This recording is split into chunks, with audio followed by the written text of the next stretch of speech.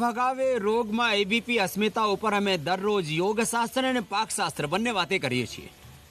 તો આજે જે મેથી છે ને એને 2 દિવસ તમે પાણીમાં પલાળીને રાખો. 1 દિવસ પાણીમાં પલાળીને પછી એને ગીલા કપડામાં મૂકી દો અને આવી રીતે આ ફણગાયેલા મેથી દાણા તૈયાર થઈ જાય અંકુરિત. એને ગાયના ઘી, અજમા, જીરા, હળદર અને થોડું આ પુદીના અને બધું આ નાખીને એમાં અને અંતે પછી ટમાટો થોડાક નાખી દેવાના અને આ પછી તૈયાર થઈ ગઈ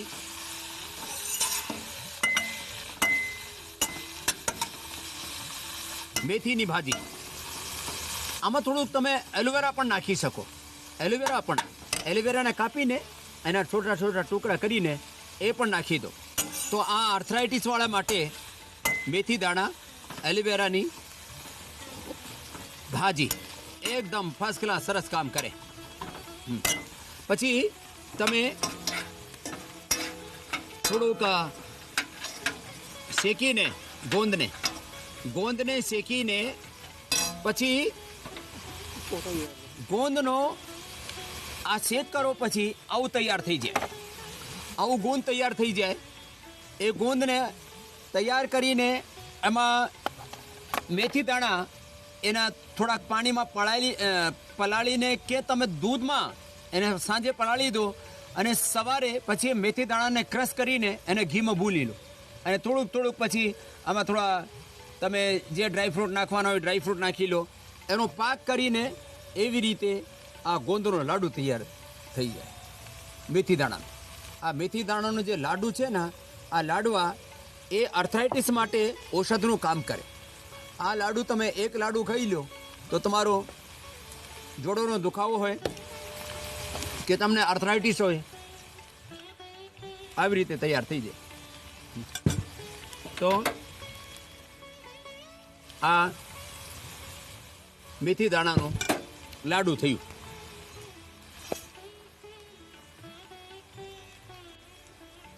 આ મેથી દાણાના પ્રયોગ અને સાથમાં યોગાભ્યાસ, ઔષધ એ બધું કરીને યુરિક એસિડથી માંડીને તમે આર્થરાઇટિસ અને રોમેટોઇડ આર્થરાઇટિસ બધું સારું કરી શકો છો. એના લાઈવ એક્ઝામ્પલ અમારે સાથે છે. જો આજે હું એકદમ સરળ યોગાભ્યાસ, પગ સામે ખોલી લો, સૂક્ષ્મ વ્યાયામ અને પ્રાણાયામ કરવાથી તમે યુરિક એસિડ વધેલું હોય કે આરે ફેક્ટરો હોય કે તમને એન્કોલોજિંગ સ્પોલાઇટિસ હોય. કાલે અમે વાત કરી આ છોકરાની, આજે પણ મારા સાથે યોગ કરી રહ્યા છે વિકાસ ચંદેલ. એને એન્કોલોજિંગ સ્પોલાઇટિસ હતું. પીડા નીલ આપ્યો અમે ગરમ પાણીમાં, પીડા નીલ સ્પ્રે કર્યો, એને એકોપ્રેશર કર્યું અને એકોપ્રેશર કરીને પીડા નીલ આપીને અને આજે એને 80% સીધા કરી દીધા. મેં અસૂક્ષ્મ એમ 100 બાર કરવાના છે. હા, नानकड़ा अभ्यास है. तुमको कब से विद्या? 10 साल हुआ बाबा जी. 10 साल से है. मैं एलोपैथी गोली खा रही थी 10 साल से. इधर 5 दिन के मेरा दर्द गायब हुआ है गोली से. एक दिन में एलोपैथी गोली छोड़ दिया बाबा जी. इधर का गोली चालू किया, 5 दिन में दर्द गायब हुआ मेरा. 5 दिन में? हाँ. 10 વર્ષનો દર્દ હતો, પેન કિલર પછી સ્ટીરોઇડ આપે બહુ 100 વાર અમે આમ કરવાઈએ છીએ. પણ કપાલભાતી સાથે સાથે ભસ્ત્રિકા કપાલભાતી સાથે સાથે. હા, બીજા ભાઈને આપો તો. ફક્ત સૂક્ષ્મ વ્યાયામ, મેરુદંડના અભ્યાસો અને પ્રાણાયામ. ખાવામાં પીવામાં દહીં, છાશ, લીંબુ, અટાર, टमाटर कोई खाटू नहीं खावाना. हाँ, क्या नाम है आपका? स्वामी जी प्रणाम. मेरा नाम जितेंद्र जैन है. मैं गुड़गांव से हूँ, हरियाणा से. और मेरे यूरिक एसिड की बहुत प्रॉब्लम थी और लगभग मैं 2.5 साल तक उससे बड़ा परेशान रहा. फिर मेरे को किसी ने यहाँ का वो बताया. फिर मैं लास्ट ईयर मई में आया था और मई में मैंने 7 दिन यहाँ पे पूरी क्रियाएं जितनी भी हैं यहाँ की बिल्कुल सेफ, साफ़ सफाई एकदम, पेट की भी एकदम. और उसके बाद मेरे को आज तक कभी भी एक भी दिन ऐसा नहीं हुआ कि मेरे को कभी यूरिक एसिड हुआ। 7 दिन, नहीं तो मेरे को एडी में इतना दर्द रहता था कि चलने में बड़ी तकलीफ थी। યુરિક એસિડ વધી જાય પછી એક જગ્યાથી બીજી જગ્યા જાય, હાથમાં, પગમાં, પછી ઘૂંટણમાં, કમરમાં, આખા શરીરમાં ફેલાઈ જાય। હા? इसने वही कंट्रोल कर लिया। નમસ્કાર, જ્યારે સિગ્નલ મળ્યા ત્યારે જ એને કંટ્રોલ કરી લીધા અને ફક્ત 7 દિવસમાં કંટ્રોલ કર્યો ને દર વર્ષ અત્યારે યોગામાં આવે છે અને દરરોજ યોગાભ્યાસ કરે છે। कितनी देर योगाभ्यास करते हो डेली? डेली 1.5 से 2 घंटा, घर पे भी और यहाँ पे भी। ઘરમાં पूरी फैमिली को साथ ला। આ પૂરી ફેમિલી યોગ કરે છે, યોગી પરિવાર થઈ ગયા છે। તમે તમારું નામ અને ક્યાં સર્વિસ કરો છો બધું? मैं सब इंस्पेक्टर हूँ सीआरपीएफ में। 25 साल की सर्विस हो गई। मिस स्टाफ में होने की वजह से मुझे 10 से 12 घंटा बैठना पड़ता है, तो उसकी वजह से पाँव की नसें और घुटने में बहुत दर्द, मतलब जोड़ों में दर्द होता था। कमर तक? मैं कमर तक पूरा, यहाँ से नसें पूरी लग जाती थी। हाँ, ये पीछे साइड जाम से। हो गई? जी, जाम हो गई थी, चलना मुश्किल था। तो मैं मतलब बेड से नीचे उतरता तो उतरते ही मेरी बेड पर तो अच्छा लगता था, लेकिन बेड से नीचे उतरते ही एकदम कट कट की आवाज़ और वो चलना मुश्किल, रोबोट जैसा चलता था। बाथरूम तक जाने के, बाथरूम में जैसे संडास में बैठने के बाद में बैठते ही एकदम दर्द होता था और उठते समय पूरा किसी न किसी का सहारा या दरवाजे को पकड़ के ऐसे खड़ा होना पड़ता था। अभी मतलब मेरा 7वां दिवस है, कल जाने वाला हूँ मैं यहाँ से। एकदम दौड़ने लग गया हूँ अभी और પહેલાના હાલમાં ચાલવામાં नसें ढीले તકલીફ हो થતી गई હતી हैं। અને એ રિયલિસ્ટિક વાત છે। આ તો સીઆરપીએફ નો સબ ઇન્સ્પેક્ટર છે, ચાલવામાં એ હાલી નહીં શકે સારી રીતે। અત્યારે રિયલી હા, मैं એને દોડાવીને ઊભો થાવ તો ખડે હો। कहाँ से हो? वैसे नागपुर से हूँ। नागपुर से तो थोड़ा गुजराती समझे છે એટલે 10.5 साल में गुजरात में रहा हूँ, इसलिए समझ ગુજરાતમાં पा રહેલા છે ને એટલે એને ગુજરાતી रहा हूँ। આવડે। गांधीनगर में रहा અત્યારે हूँ। અત્યારે દોડીને બતાવો તો હા? જો અત્યારે દોડે છે હા? આગળ આગળ સુધી દોડીને આવો। એટલે આ કોઈ ચમત્કાર નથી, આ તો એ બધું ફોર્સમાં હતા અને ત્યાં બધું કરતા છતાંય એને બધું કમર જકડાઈ ગઈ હતી, આખા શરીરમાં ટોક્સિન્સ વધી ગયા હતા। એ છોકરીને આપો તો એ અત્યારે દોડવા લાગ્યા। શું થયું?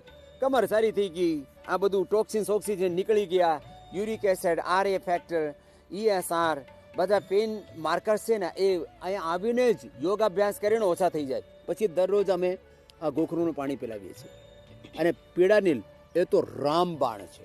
બે ટીકડી સવારે સાંજે આપી દો।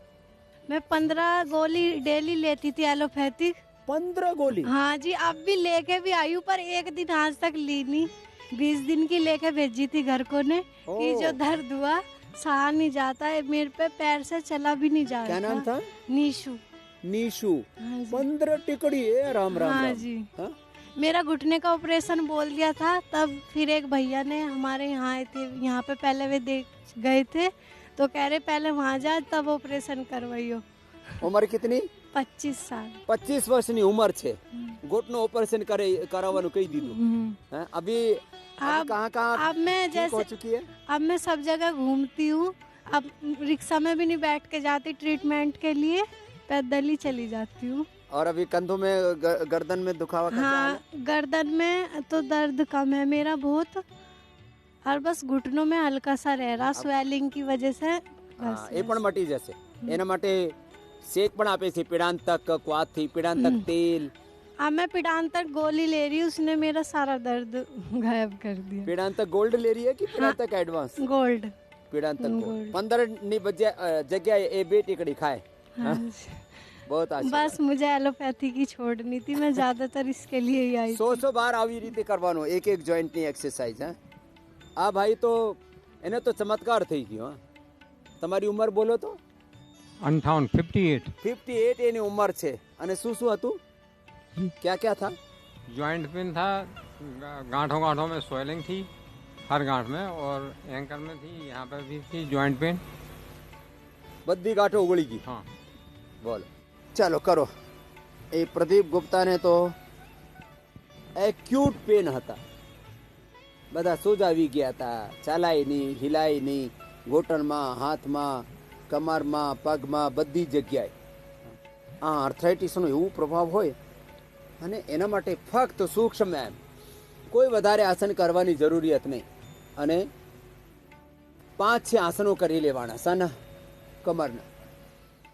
જેનેથી થાય એ બધા થોડા સૂક્ષ્મ વ્યાયામ સાથે થોડાક કમરના દુખાવાના જે આસનો છે ને એ થોડાક આસનો કરી લેવાના. આવી રીતે દરરોજ સૂક્ષ્મ વ્યાયામ. અને કમર માટે ફક્ત ઉષ્ટ્રાસન, જેનાથી આવું પણ નહીં થાય તો આમ બેસીને આમ ઊભું થવાનું. આવી રીતે. ચલો સભી કર લો. ફક્ત 5-6 આસન કમરના, ઉષ્ટ્રાસન. અને સૂક્ષ્મ વ્યાયામ 100 વાર કપાલભાતિ સાથે આસનો પણ. આવી રીતે 1 મિનિટ 1 આસન કરી લેવાનું. જો ઘોટણમાં દુખાવો છે, કમરમાં દુખાવો છે, દુખાવાનો 2 જગ્યા વધારે અસર થાય, એક જોઈન્ટ ઉપર અને બીજું સ્પાઇનલ કોડ ઉપર. જેનાથી કશું નહીં થાય એ બધા આરામથી આમ કરી લેજો. એન્ક્લોઝિંગ સ્પોલાઇટિસ થઈ જાય, સર્વાઇકલ સ્પોલાઇટિસ, એન્ક્લોઝિંગ સ્પોલાઇટિસ, સિયાટિકા, લુમ્બસ સ્પોલાઇટિસ, ઘણી બધી જાતના દુખાવો હોય. ફક્ત આ યોગાભ્યાસ કરવાથી બધા દુખાવો સારા થાય. ભુજંગાસન પછી ચાલો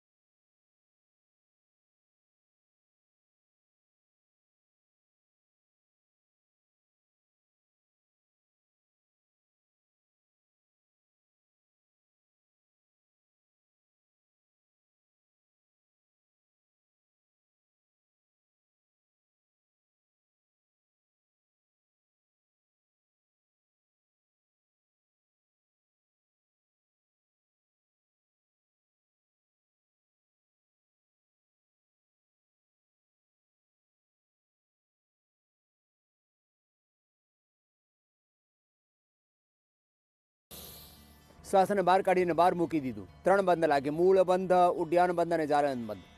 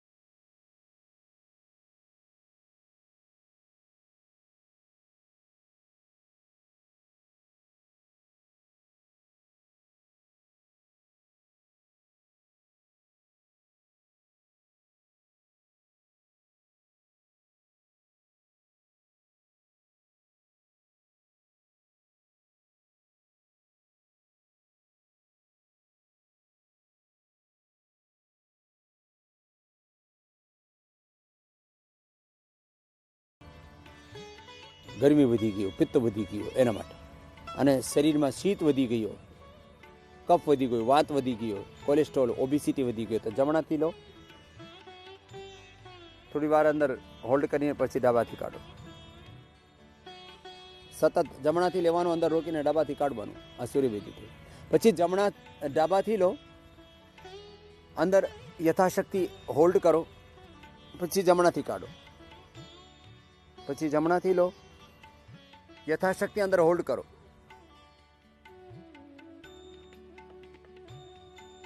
અડધી મિનિટથી માંડીને 1 મિનિટ સુધી તમે કરી શકો. આ નાડી શુદ્ધિ થાય.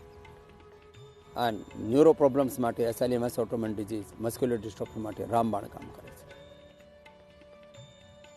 પછી આભ્યંતર પ્રાણાયામ, શ્વાસને અંદર ભરીને અંદર હોલ્ડ કરવાનું. અડધી મિનિટથી માંડીને 1 મિનિટ સુધી બહાર કાઢી દો. એનાથી રેસ્પિરેટરી સિસ્ટમ, ઇમ્યુનિટી બહુ સ્ટ્રોંગ થાય. પછી કર્ણરોગાંતક, શ્વાસ અંદર ભરી લો,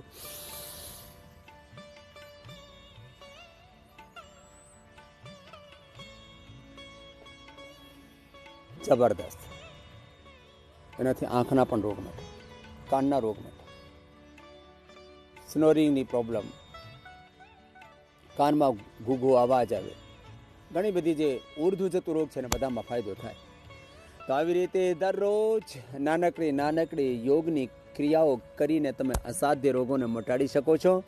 દરરોજ અમારી સાથે યોગ ભગાવી રોગમાં યોગ કરજો અને સદાય નિરોગ રહેજો.